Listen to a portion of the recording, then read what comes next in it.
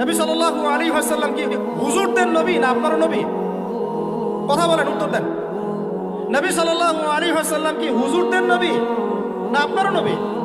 তাহলে আপনার মধ্যে তার সুন্নাত থাকবে না কেন? আপনার চেহারায় দাড়ি নাই কেন?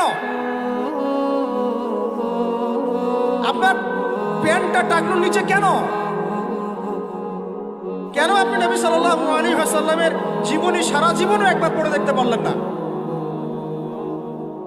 নবী সাল্লাল্লাহু আলাইহি ওয়াসাল্লাম 23 বছর আপনার আমার জন্য কষ্ট করেছেন, মানুষের মার খেয়েছেন, গাল খেয়েছেন, তাকে 15 বার হত্যা করার চেষ্টা করা হয়েছে, তাকে দেশ থেকে বের করে দেওয়া হয়েছে, গলায় দড়ি পেঁচিয়ে টান দেওয়া হয়েছে, পিঠের মধ্যে উঠে নাড়ি ভুড়ি চাপানো হয়েছে, দাঁত দাঁত ঘুষি মেরে দাঁত ফেলে দেওয়া হয়েছে, মাথা ফাটিয়ে দেওয়া হয়েছে, পা ভেঙে দেওয়া হয়েছে।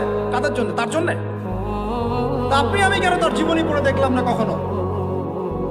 কেন আপনার চেহারায় দাড়ি থাকবে না, আমার চেহারা দাড়ি থাকবে না? কেন আমাদের প্যান্ট টাকনুর নিচে উপরে থাকবে না?